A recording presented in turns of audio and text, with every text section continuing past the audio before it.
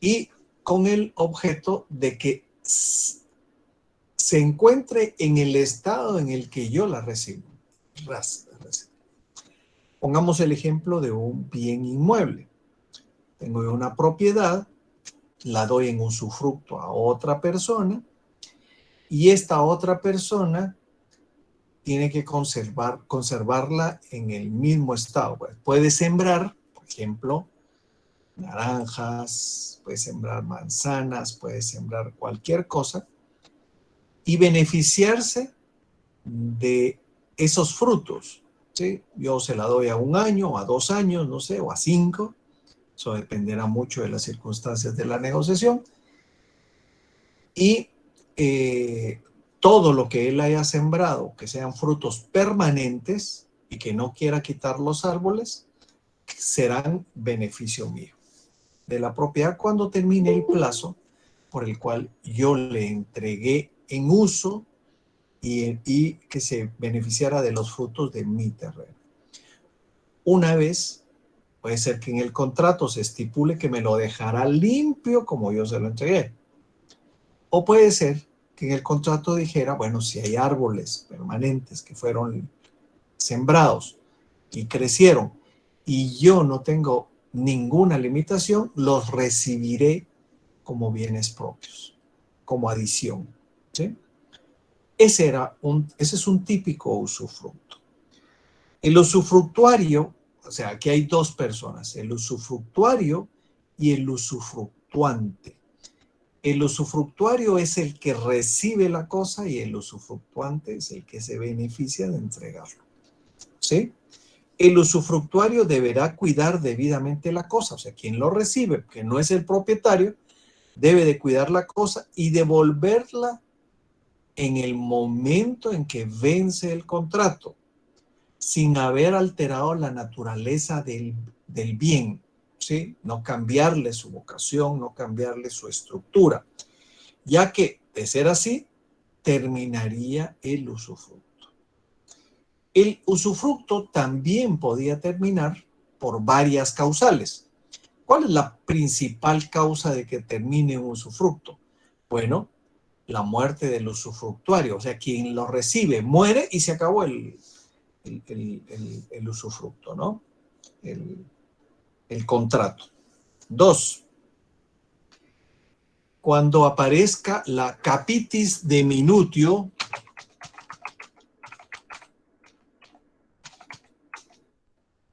del usufructuario. ¿Qué quiere decir capitis de minutio? Quiere decir disminución de las capacidades mentales de una persona. Los romanos identificaban estas figuras como la torpeza, como una palabra, pero la tengo que decir así porque así está en los libros, la imbecilidad o la locura, ¿sí? Así es como aparecen en los libros. La capitis diminutio del usufructuario, cuando hay disminución de las capacidades o son perdidas totalmente las capacidades intelectuales del usufructuario. 3, cuando se perdía la cosa que se había dado en usufructo. Asumamos que era un vehículo o era esta afiladora y se perdía, en ese momento terminaba, pero el usufructuario tenía que compensar económicamente la pérdida de esa cosa al legítimo propietario. Pero se extinguía, por un lado, el usufructo, pero se tenía que compensar económicamente todo. 4, por cumplirse o finalizar el plazo por el cual se había otorgado el usufructo. Estas serían las 4 formas que los romanos contemplaron para que el usufructo terminara. La figura del usufructo en una temporada también se hablaba de los bienes consumibles. Por ejemplo, daba en beneficio o para que se beneficiara una persona un costal de arroz, ¿sí? Tenían que ser devueltos un mismo costal con la misma cantidad, la misma especie devueltos al usufructuante, quien había entregado de buena fe estos bienes.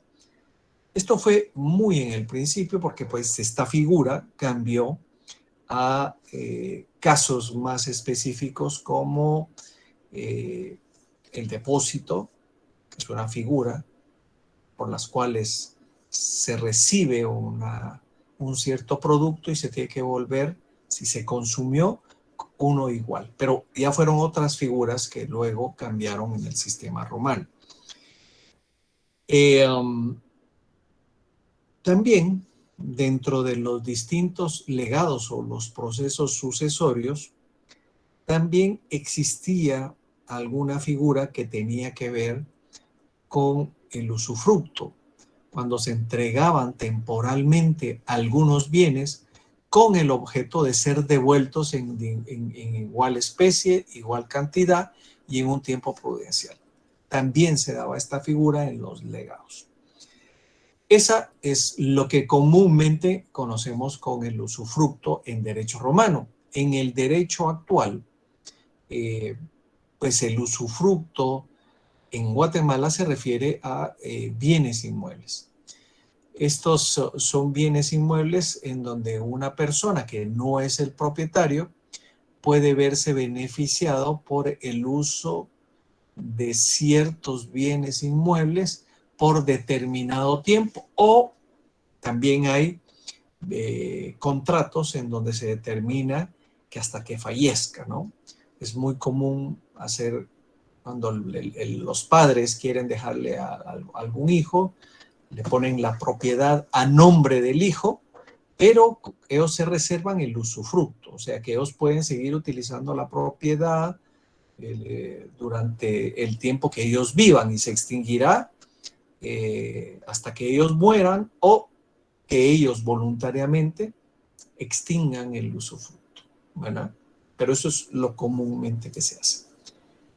La segunda figura de estas servidumbres personales es el uso. No sé si hay alguna duda con el usufructo.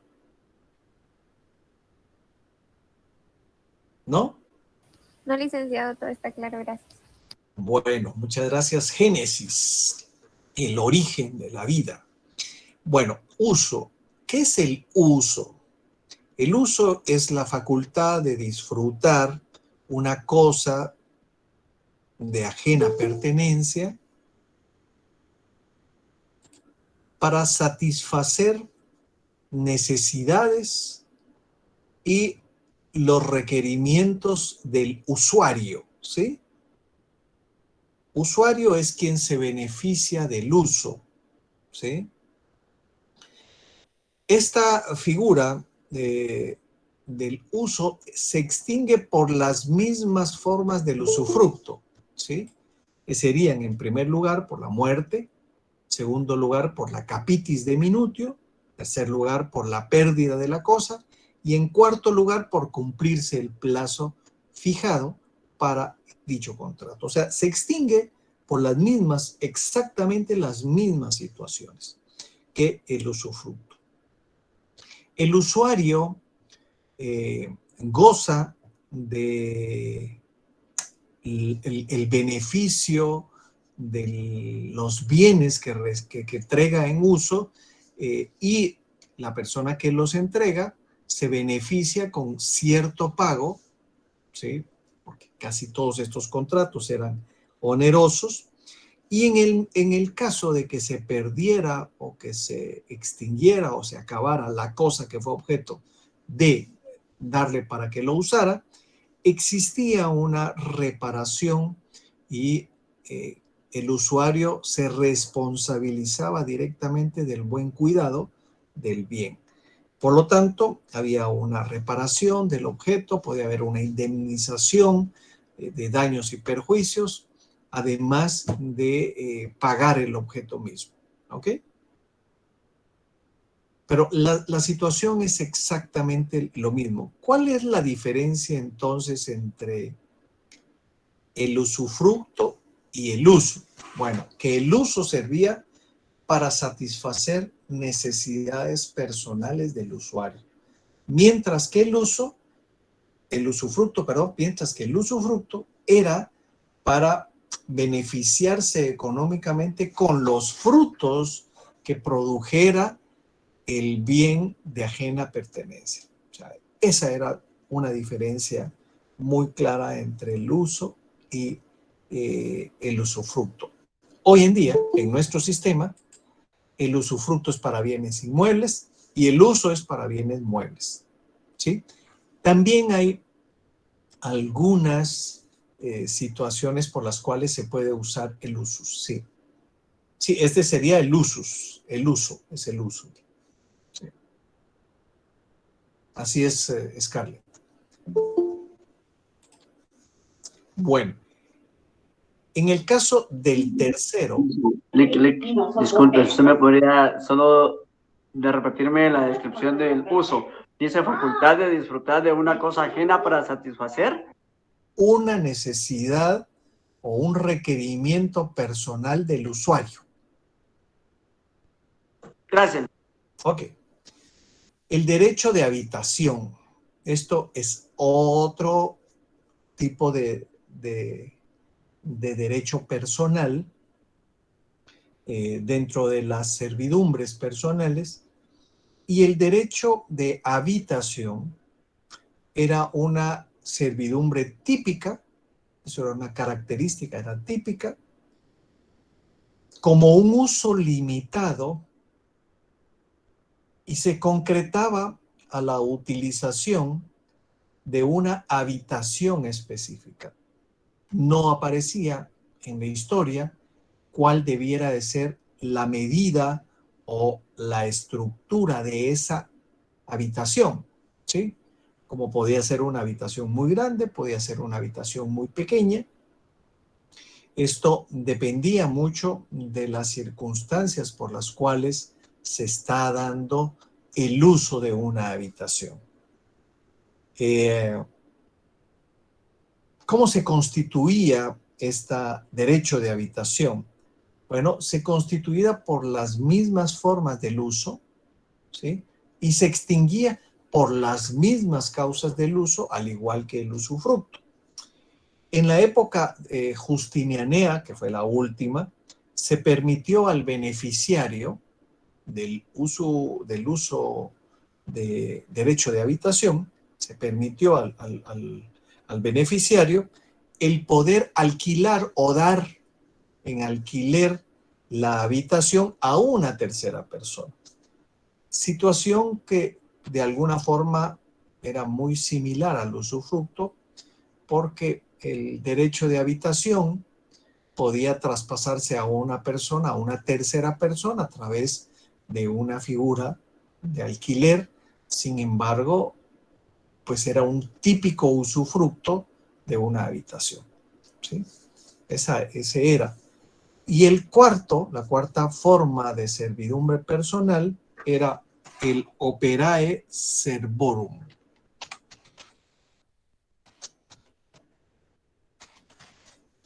El operae servorum, ¿sí? Este derecho era una forma por la cual se podía beneficiar de los servicios de un esclavo, ¿sí? La traducción podría ser, pues, la servidumbre de un operario, ¿sí? O la servidumbre de un esclavo, el darle ese beneficio a un tercero. Pero la característica es que el esclavo del cual se beneficiaba este tercero era de ajena pertenencia, era de quien se lo había otorgado para que lo usara. Esto se podía utilizar para fines propios o se podía alquilar a una tercera persona también. Siempre y cuando no se extinguiera por las mismas causales del usufructo, que eran, primero, la muerte, segundo, el capitis de minutio, tercero, la pérdida. O sea, imagínense que se muriera el esclavo, se acababa el operae servorum, pero se tenía que compensar económicamente o con otra persona la pérdida del esclavo. Y 4, por cumplirse el tiempo fijado para dicho contrato. Esto en la época de Justiniano se empezó a contemplar como una verdadera servidumbre personal, ya que antes no se usaba. Se utilizaba a los esclavos como cosas, ¿sí? Entonces se utilizaba un usufructo de esclavo como una cosa, pero ya en la última época, en la de Justiniano, este contrato del operae servorum se empezó a utilizar como un contrato individual distinto del usufructo. ¿Ok? No sé si están claros los cuatro servidumbres personales, distinta de las servidumbres reales, ¿sí? O de goce, que estas también eran de goce, pero ya no eran reales, sino eran personales, ¿sí? Ok. Si no hay dudas, terminamos con el último derecho de goce, de ajena pertenencia, que era la enfiteusis.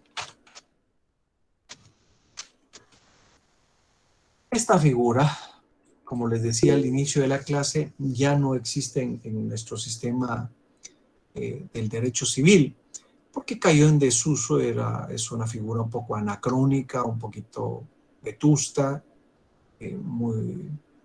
sin ningún sentido, y hay otras figuras que pueden cumplir mejor la función y que por lo tanto en desuso ya no entró dentro del actual Código Civil del año 63, sino que se quedó en aquel famoso Código Napoleónico del año 40, en la última reforma, en el año 42, y hubo una reforma anterior del año 31, 32, y originalmente fue del año 22. La enfiteusis tenía su origen en un derecho que se remonta al periodo arcaico, empezando el periodo preclásico, cuando el Estado daba en arrendamientos terrenos agrícolas propiedad de Roma a perpetuidad, porque esa era una característica. La enfiteusis es un arrendamiento de propiedades agrícolas a perpetuidad, o sea, hasta que se muera, ¿sí? Esta figura se conoce también con otro nombre, con el nombre en latín, que es el jus in agro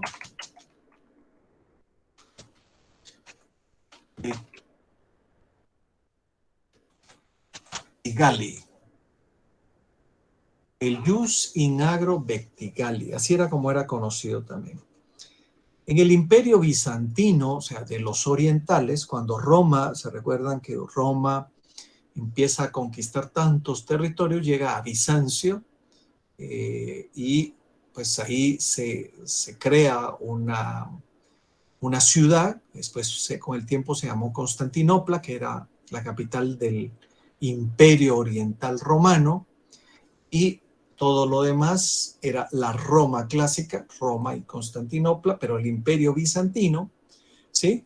Se reglamentó esta figura con un nombre distinto, ¿sí? Era el jus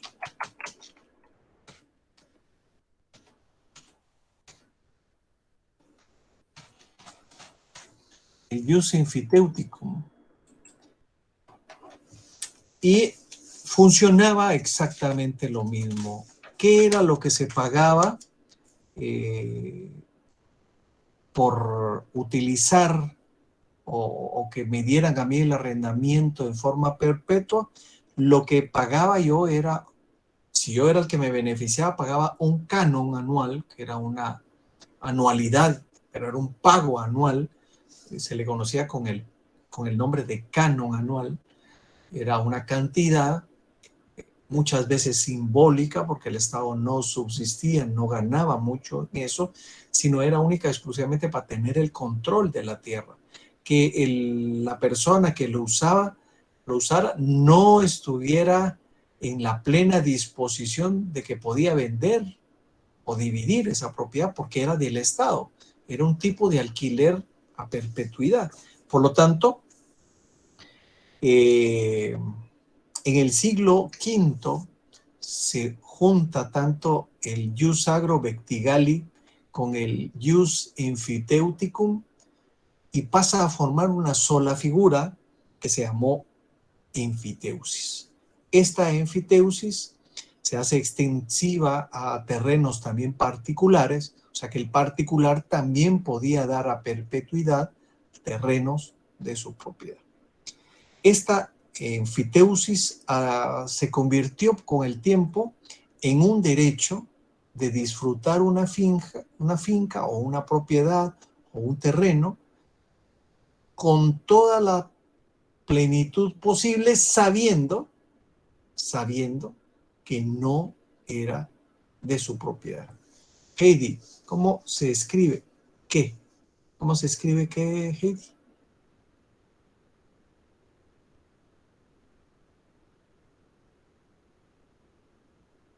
La enfiteusis. La enfiteusis, sí, ahí está arribita, ahí está en el chat. Ahí está puesto. Antes del jus in agro vectigali. Ahí está puesto. Pero igual se la puedo volver a poner. ¿Ok? ¿Ya la encontró? Ok, va, perfecto. Y podía usar a plenitud de este terreno, esta propiedad, esta finca que era propiedad o del Estado o de un particular, obligándose a pagar un canon anual y también se obligaba a cuidar de la misma, no deteriorar la tierra, no deteriorar los cultivos, no deteriorar, sí, o sea que podía disponer del bien al 100, pero no era así. O sea, disponer es sinónimo de vender, sí, pero no podía vender, podía utilizarlo a plenitud, ¿sí? Pero no era propiedad, no podía venderlo, no podía traspasarlo, no podía dividirlo, no podía hacer absolutamente nada. Alguien había levantado la mano ahí, perdón. Yo, licenciado. Sí, Alan. Buenas noches. Mire, esto podría ser un poquito relativo a lo que es un alquiler. Yo pongo en alquiler una casa. Sí, pero usted nunca lo va a dar a perpetuidad. Ah, ok. Ok, esa quería saber ahí la diferencia entre sí, eso. Usted no va a dar un alquiler de una casa, por ejemplo, y págueme 100 quetzales a perpetuidad. Eso sería una locura, ¿no? Ok. Entonces, por eso les digo yo que esta figura, la enfiteusis, pasó en desuso porque era poco práctica ya en la actualidad. Es más, en los contratos actuales de arrendamiento, por ejemplo, he visto algunos en donde ya no es un fiador, sino son dos fiadores, y en algunos casos se pide una fianza bancaria.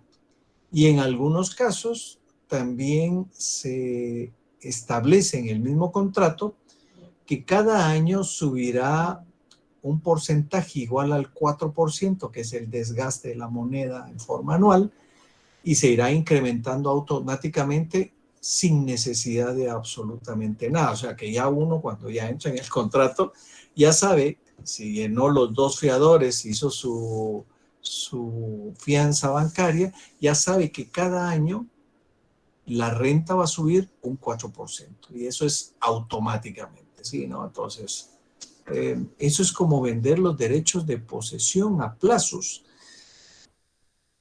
Lo que pasa es que la venta de derechos de posesión implica otras características. Que, bueno, pues lo que se está vendiendo es la posesión, pero esa posesión que ustedes están comprando no les garantiza que en algún momento esa propiedad va a ser suya, sino solo le están vendiendo la posesión. ¿Cuánto? Puede ser 10 años, puede ser... Asumamos que le venden la posesión de 10 años. Ustedes se pasan a vivir, pero no reúnen los requisitos de la usucapión y lo pierden, porque el bien ya tiene un propietario anterior, está registrado. Y esto solo opera en bienes que que no estén registrados y que o sean propiedad del Estado, ¿ya? La posesión, la usucapión. Por lo tanto, ahí ya cambia el sentido. Se podría compararse con el UCI que se paga. No, el UCI es un impuesto. Eso es un impuesto. Usted, por medio, si usted deja de pagar el impuesto, se lo cobran, pero no pierde su propiedad. Sí, actualmente las propiedades que aparecen registradas en la municipalidad como fincas comunales. Ese es otro tema de las famosas fincas comunales, porque pues las mismas tienen que estar registradas.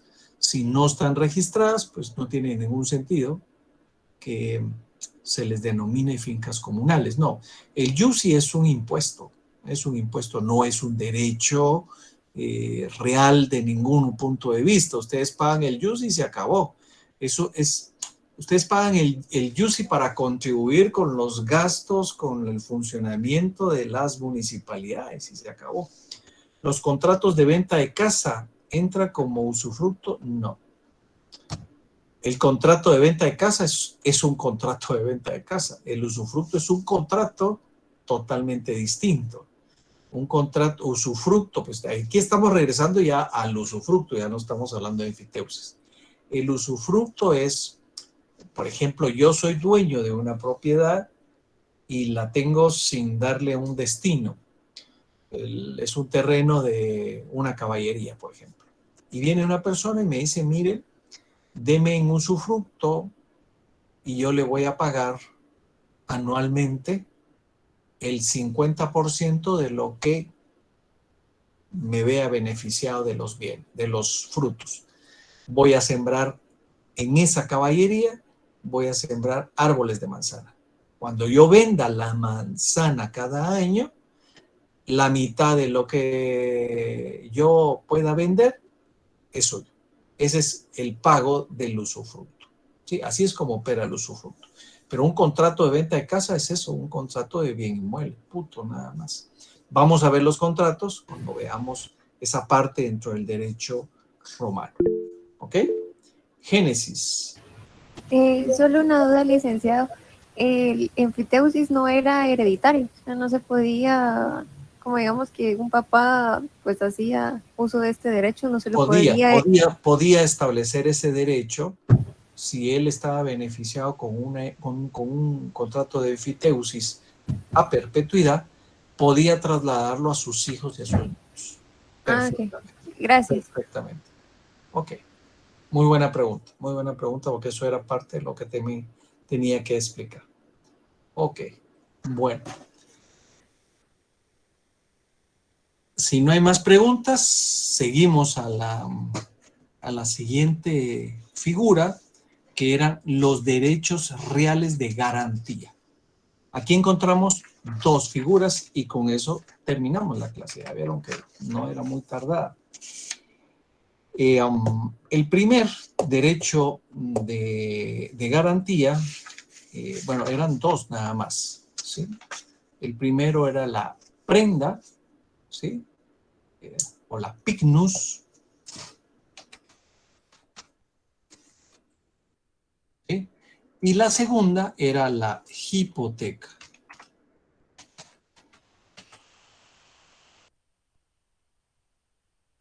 Eso lo conocemos hoy, el pignus como la prenda y la hipoteca como hipoteca, como la hipoteca tal cual, ¿sí? Ambos eran derechos reales de garantía por medio de los cuales se garantizaba el cumplimiento de otra obligación, ¿sí? Esto se originó en el derecho pretorio, estas dos figuras, y tiene su origen del derecho pretorio, pero de la fiducia o los contratos de garantía, fiducia.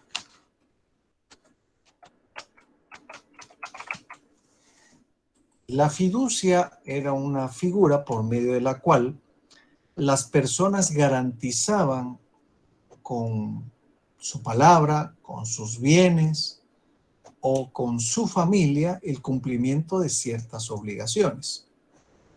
El tema no es la fiducia, pero yo les pongo el ejemplo de por qué se generó la pignus y la hipoteca de la figura de la fiducia, que era cuando un deudor trasladaba o transmitía una cosa a su acreedor, garantizando el cumplimiento del pago de la deuda, ¿sí? Y aquí empezamos a hablar ya de la pignus y de la hipoteca, porque lo que pasa es que en la fiducia era un contrato por el cual se establecían estas dos figuras. Sin embargo, la diferencia entre la pignus o la prenda y la hipoteca es el bien que se da en garantía, ¿sí? En el pignus el bien era mueble y en la hipoteca el bien era inmueble, ¿sí? Y hoy lo conocemos así precisamente. La prenda o pignus, que era un derecho real que otorga a su titular o al acreedor prendario la facultad de retener la cosa mueble y tenerla en garantía hasta que se satisfaciera el monto de la deuda total. O sea, por ejemplo, hoy, trasladémonos a hoy, un vehículo, yo necesito 20,000 quetzales y mi carro es un poquito viejito y el acreedor me dice, bueno, deme en prenda su carro. No, está bien, le dejo las llaves, le dejo el título, pero no firmado, porque cuando yo satisfaga el pago de la deuda, él me lo tiene que devolver. Él solo se queda con el vehículo, pero en calidad de garantía. Cuando yo tenga el dinero, vengo y se lo devuelvo, pago los intereses y todo lo demás que tendría que obligarme a pagar, y él me devuelve el carro, las llaves y el título, ¿sí? Es solo en garantía, ¿sí? Para que yo cumpla con la obligación.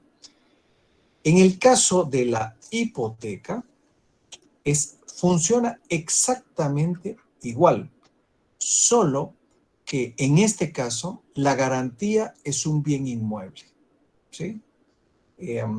Por ejemplo, en los créditos que dan algunos bancos, la garantía que se exige siempre es que la prenda es un contrato, no, es que el empeño no existe como contratos, sino lo que existe son la figura de las casas de empeño, ¿sí? Y estos lo que hacen es precisamente prestar dinero a cambio de garantías, ¿sí? ¿Qué pasa si yo no devuelvo el dinero? Pues ellos se quedan con el bien que fui a dejar. Puede haber sido un anillo, un reloj, un carro, a la esposa, no, así no, un carro, una motocicleta, todo lo que pueda ser mueble se va a dejar, ¿sí?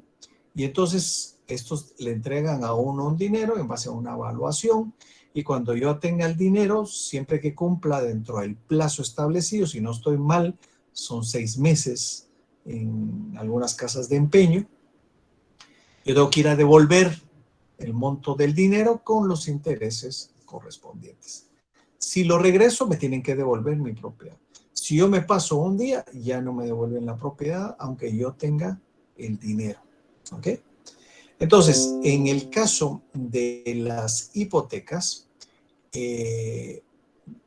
por ejemplo, en el caso de los bancos, celebran un contrato de mutuo, pero el banco, para garantizarse el cumplimiento de la obligación, lo que celebra es una hipoteca. Esta hipoteca, una vez de constituirse voluntariamente por el plazo correspondiente para garantizar el cumplimiento del contrato de mutuo, se hace el contrato en escritura pública. En la actualidad es necesaria una escritura pública y se registra en el registro de bienes inmuebles, registro general de la propiedad. Una vez inscrito. Se establece como una obligación. ¿Qué pasa si yo pago? Me tienen que dar mi carta de pago y luego yo la llevo al registro para cancelar esa hipoteca. ¿Qué pasa si no pago? Bueno, pues el banco tendrá derecho a rematar mi casa, hacerse pago con la venta de la casa y el remanente, que casi nunca sucede, me lo devuelve, porque entre el costo del crédito, los gastos, los intereses, la mora, las multas, casi siempre en los bancos salen tablas con lo que venden. ¿Ok?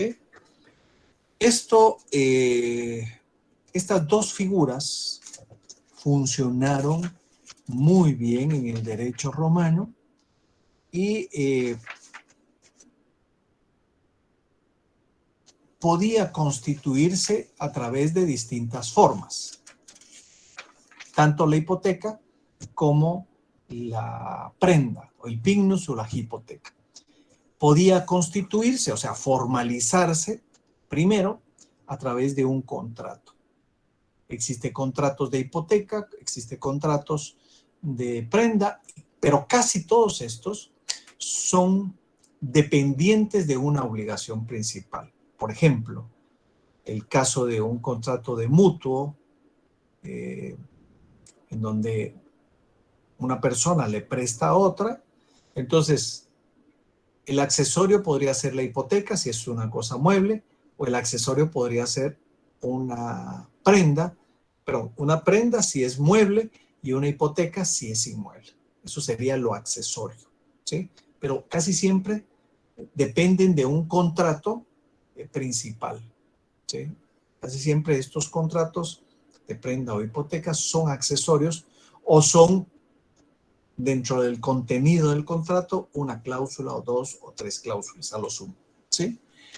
También podía ser constituido a través de testamento o del proceso testamentario como un acto de última voluntad de los romanos, en donde en esta época dejaban en garantía a un esclavo. Es que un esclavo era una cosa mueble, era una prenda, ¿sí?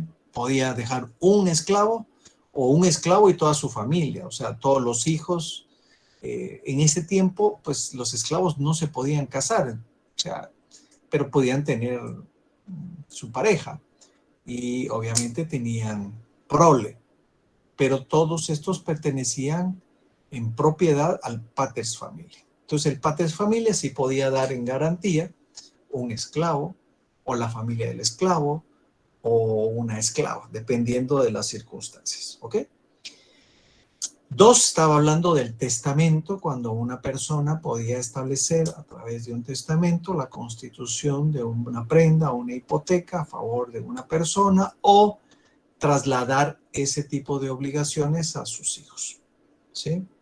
También por una decisión judicial, una orden de un tribunal, de un judex o de un magistrado. En la actualidad hay procesos en donde se debe dinero y el juez puede ordenar el embargo de una propiedad, puede ordenar el embargo de un bien mueble, pero también puede ordenar el embargo y fijar un plazo para la constitución de una hipoteca sobre la obligación ese bien, ¿verdad? O sea, aquí también en la actualidad puede existir este tipo de figura. La cuarta forma por la cual se puede constituir, primero es por contrato, por testamento, por una decisión judicial. El 4, porque la ley así lo dice o porque la ley así lo establece en sus distintas variables. La lex, las constituciones imperiales, o un plebiscito que estableciera o que modificara una circunstancia con respecto a esta figura, ¿sí?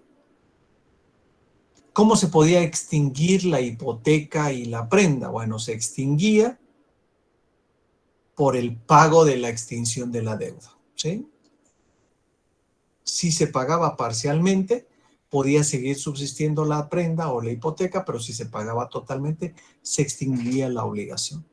También podía extinguirse por pérdida de la cosa. Por ejemplo, se perdía el bien inmueble, se quemaba el bien inmueble, o el bien inmueble se lo llevaba al río y se desaparecía esa propiedad. Podía ser extinguido por la pérdida de la cosa. 3. Podía ser extinguido por renuncia. ¿Pero renuncia de quién? Bueno, por renuncia del propietario del bien mueble o del bien inmueble. Decía, no, quédatelo. Yo ya no quiero esa propiedad y quédatelo, renuncio a la hipoteca y te queda en pago. Se acabó el asunto. También podía extinguirse por confusión. ¿Qué quiere decir esto de confusión? ¿Sí? Bueno, es como se quedan después de la clase de Derecho Romano. No. Confusión quiere decir cuando entre deudor y acreedor tenían deudas recíprocas. ¿Sí? Por ejemplo, el deudor, yo era el acreedor, me debía 100 denarios. ¿Sí? Pero yo, por otro contrato que había celebrado con él, a mi deudor yo le debía 100 denarios. Por lo tanto, había deudas recíprocas y al existir deudas recíprocas, entonces las garantías también así existían. Por lo tanto, estas dos figuras, al consumarse o al unirse, lo que hacían era que se confundiera, o sea, que se extinguiera por confusión. ¿Sí? Siempre y cuando ambos estuvieran de acuerdo con esta figura. Podían extinguirse por confusión. Esto lo van a ir viendo ustedes en derecho civil, que es una de las formas de extinguir las obligaciones, cuando la calidad de deudor y acreedor se encuentra en una misma persona. Voy a poner un ejemplo que funciona en la actualidad. El Estado está exento de impuestos, salvo el IVA. Cuando el Estado compra algo a un particular, paga IVA, ¿sí? Es el principio de generalidad que debe de regir en este tipo de impuestos al consumo. Entonces viene el Estado y compra, por ejemplo, un lote de computadoras y paga el IVA, ¿sí? O sea, en el valor va incluido el IVA. Le paga al propietario que le vende al Estado. Pero, ¿quién cobra el IVA? El Estado, ¿sí? Por lo tanto, el Estado al pagar el IVA y al recibir el IVA se convierte en deudor y acreedor. Por lo tanto, aquí cualquier deuda que existiera, pues se extingue por confusión. Y la última es por prescripción. Se extinguía la figura de la hipoteca o la figura de la prenda por prescripción. ¿Qué quiere decir prescripción? Bueno, es la pérdida del derecho por el transcurso del tiempo. Eso quiere decir. Por lo tanto, cuando se constituía una hipoteca y se extinguía el plazo por transcurrir 40 años, porque no podía persistir o existir una hipoteca habiendo finalizado el plazo de la garantía y 40 años después. En la actualidad, en Guatemala, por ejemplo, se extinguen las hipotecas por el plazo de 10 años después de vencido el plazo de la hipoteca. ¿Qué quiere decir esto? Bueno, yo compro una casa y constituyo una hipoteca por 10 años a favor del banco. Ok. Pero celebré el contrato en el año 2000. Y el crédito era para 10 años. ¿Verdad? Entonces, yo le pago al banco o no le pago al banco. ¿Sí? Esas podrían ser las dos situaciones. Pero el banco nunca me cobra. ¿Sí? Llega a cumplirse los 10 años y el banco nunca me cobra. ¿Sí? O si me cobra, o le pago. Eso es independiente. Ok. Pero 10 años después, si el banco no me sigue cobrando, porque el banco desapareció, quebró, lo que sea, y la hipoteca todavía está registrada en el registro de la propiedad, pero ya terminaron 10 años de la obligación y 10 años más, yo puedo llegar al registro de la propiedad y cancelar la hipoteca por prescripción. ¿Sí? O sea, se extingue por prescripción. Exactamente funcionaba igual en Roma. Lo único que en Roma había que esperar un plazo de 40 años después del cumplimiento de la obligación. Asumamos que la obligación era de 1 año, había que esperar 40 años después para decir, mire, ya pasó el plazo y usted ya no me puede cobrar. Por lo tanto, el inmueble es mío y queda libre de cualquier hipoteca. Esas serían las formas por las cuales se podía extinguir. ¿Dudas? ¿No? Bueno, entonces nos vemos el día miércoles. Yo ya les subí el calendario de fechas, por lo tanto, ustedes saben que la fecha en la cual me tienen que enviar los cuestionarios y el glosario. Lick dice, eso pasa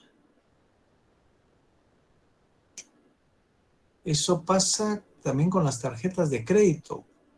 ¿Cuál? ¿Lo de la hipoteca o lo de la prenda? Porque que yo sepa, tarjetas de crédito no se constituye hipoteca.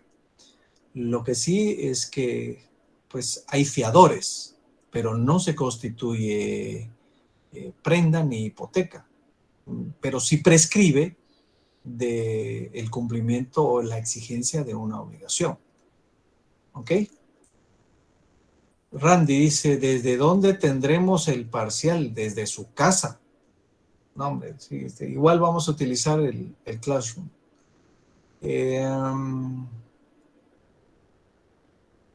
No le subí el cuestionario. El 14. Tocaba el 14, ¿no? Bueno, bueno que sí subí el 14. El 14, si me dan chance, vamos a ver. El 14 subió. Yo creo que era el 15. Tocaba el 15, no se lo Sí, el subí. 15. Lo estaba esperando toda la semana para responderlo y no. Ansioso estaba y nunca lo subió. Bueno, déjenme ver, pues. Entonces, yo me acordaba que sí, pero el plano que el alemán ya me está fregando. Ahora ya ganamos en habrá cuestionarios, bien, va a haber cuestionarios, hasta hoy va a haber cuestionarios. Sí. ¿De qué prescribe la deuda?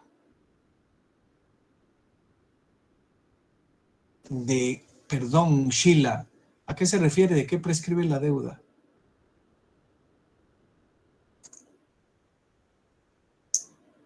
¿Me está hablando de las tarjetas de crédito o de la prenda o la hipoteca? ¿No? Sheila.